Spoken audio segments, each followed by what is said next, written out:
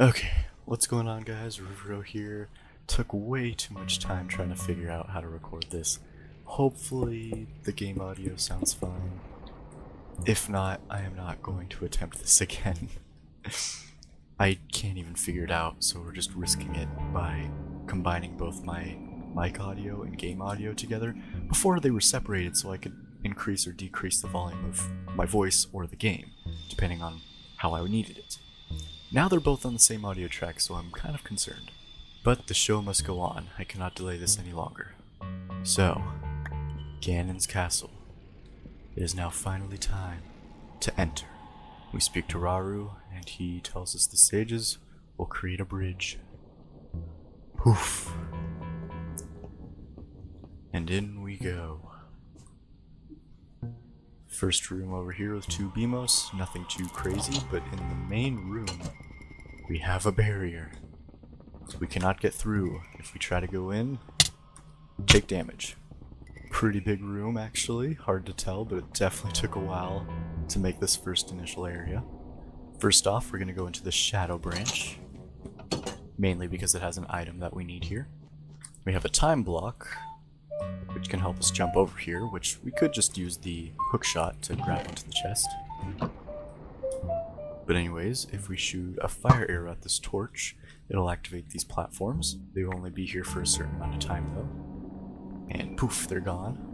Over here, even if we activate the torch, there we go. You'll have some platforms appear here, but not over here, and that's because you have to use the Lens of Truth. And you can always just run on them without looking, but that's pretty difficult, especially when you're in adventure mode and you can't see the outlines. And if we jump on this platform here with the switch, a chest will appear, containing the golden gauntlets.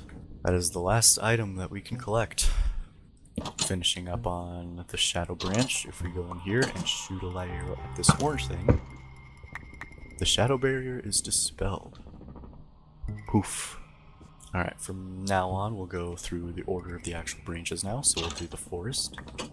Nothing too crazy, just got a Wolfos and some torches to light up.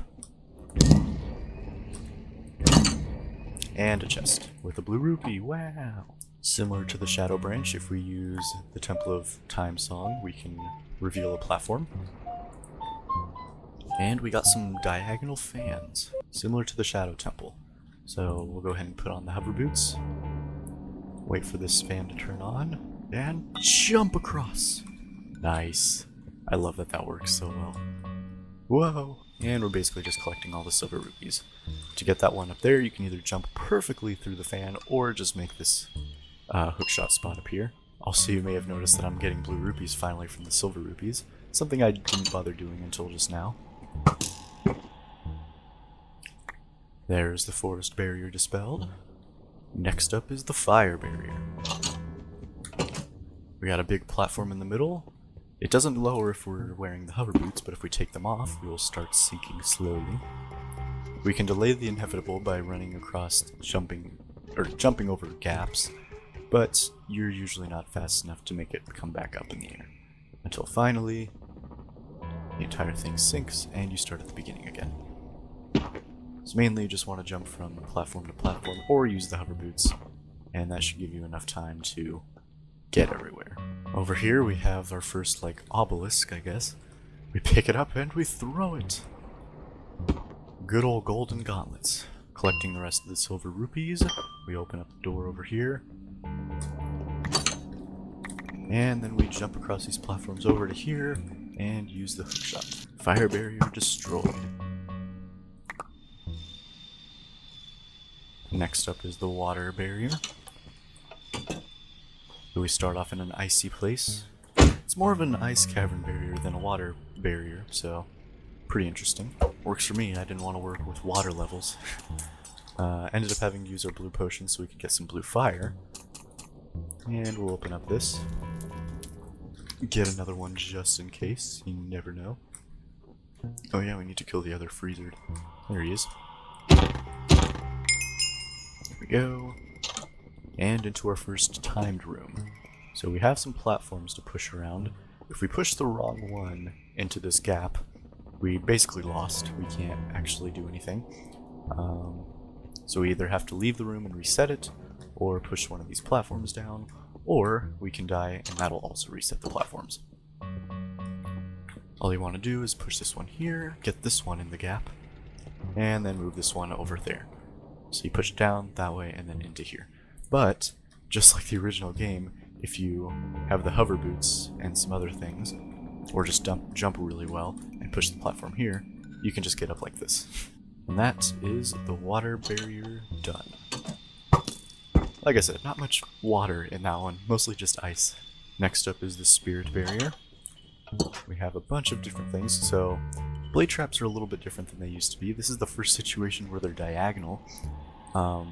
So if we move this iron knuckle, Armos out of the way, it won't bump into it anymore and continue on its path. And just like most of the rooms, it's been silver rupees. Into the next room, we have some torch slugs, which we'll just take out immediately. And if we hit the switch, we get some bomb shoes, which we can then use to hit the switch on the other side and open the door. Dun, dun, dun, dun, dun, dun, dun, dun. Boom, perfect. Over here we have a secret chest, which if we open, contains nothing because I forgot to fill it up, I think. Whoops. I still don't know what's in there. Oh. But continuing on, we have a little area here with some spider webs. We shoot a fire arrow to reveal some light, and we can use the mirror shield to activate these suns. 3 of them summon wall masters, oh boy, and 1 of them opens the door. Pretty nerve-wracking, especially when you get 3 all at once chasing you. But anyways, that is the spirit barrier dispelled. And finally, the light barrier. Go ahead and pick up the obelisk here and throw it against the wall. Unfortunately, it does nothing to the actual barrier there. And in this room we have a bunch of different invisible enemies. Go ahead and just take them out with the hook shot. And the middle place reveals a key. Into this room, nothing too crazy, just gotta play the song of Zelda. That's what it's called, yep. And get a key. And here we have another timed room. We got some pots and stuff. I need to be in adventure mode to break them. And more silver rupees. And there we go. The door is open. And there's the light barrier? Nope, we have a secret wall. Oh, and there's also like a wall master that chases you if you're not careful. Yep. Alright, the light barrier. And that is all barriers destroyed. Poof. Oh yeah, I need to fix that a little bit. Oh, and we started over here. Alright, couple things to fix, but so far that was actually very smooth. And there we go. Now before we go into Ganon's tower, we're gonna go back and collect something real quick. Because now that we have the golden gauntlets, we can pick up this obelisk. I hope it's an obelisk. I don't really know what it is. I'm just calling it that because I think that's what the shape is. And here we have a fairy fountain, which I forgot to fix the flames here. But anyways, we'll play Zelda's Lullaby, and if we talk to her, we will receive double defense. Or double health, I guess, even. Pretty cool looking. Only annoying thing is that this number jitters like crazy. But it's the only way I can get it so that these appear as like white outlines and everything. The secret is that this is actually poison. So you're constantly poisoned now, but also you're double health or whatever. But yeah, if you have a short amount of time for poison, it doesn't actually poison you, but it does give that texture on the hearts. So I just replaced that texture with this one, and that's why they look like that. We are now ready to enter Ganon's tower. Bunch of different fire keys. We're just gonna ignore them because they actually do nothing. They don't even make a chest appear. And into the first room. Got some Dinophos. These guys are pathetic. Next room up here we have Stalfos with the boss chest. There we go. We've gotten the boss key. Continuing up the stairs to reveal the Dark Nuts. 2 of them. Or Iron Knuckles. Wow, I can't believe I called them Dark Nuts. That's Wind Waker and a lot of other games. Nice. They also have different textures, as you can see. One is white, one is black. And there we go. Up the final, well, not so much final staircase, but the boss door is now here. We walk up to it and enter. The boss doesn't start right away, similar to places like the water temple. We can go ahead and collect all the items we need here. These respawn, so don't worry about just destroying them all right now, because you will get them again later during the fight. And up we go to the long staircase. The long, long, long staircase. And now we're here finally. And there he is. Ganondorf and Zelda are on the other side. We enter and begin the cutscene. The Triforce parts are resonating within us. Same for Ganondorf's. And here we go. He starts off with a ground attack, removing all the platforms in the nearby area. And he has 2 attacks currently that he can use. One of them is the light ball, which we've seen before. It also destroys platforms. And if we get into the middle here, we'll do a ground pound, which will destroy a couple other platforms around. Looks like it only destroyed one that time. And now we just play tennis with him.